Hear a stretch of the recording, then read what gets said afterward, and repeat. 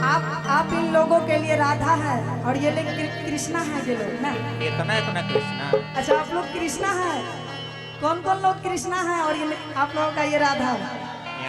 बोले राधे राधे। यहाँ तो उल्टा कर दिया। तब तक पत्नी का भी जयकारा लगाते होंगे आप लोग।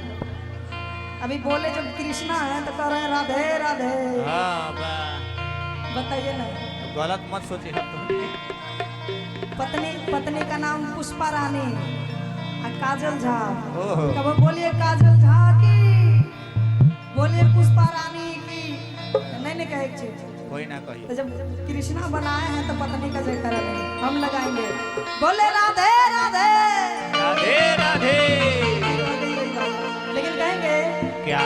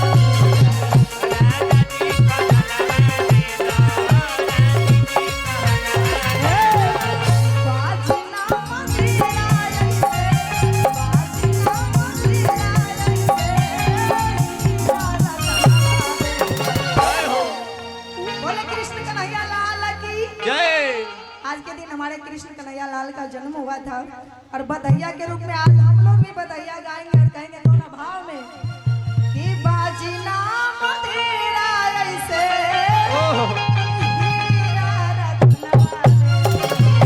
ए हो का हो राजा जी खजाना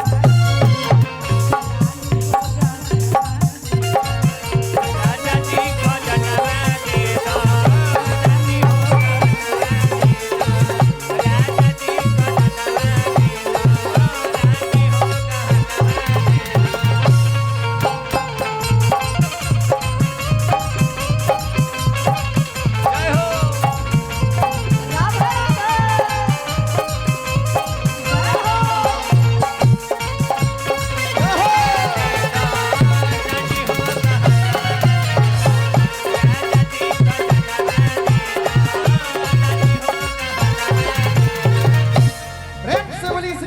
भगवान की जय।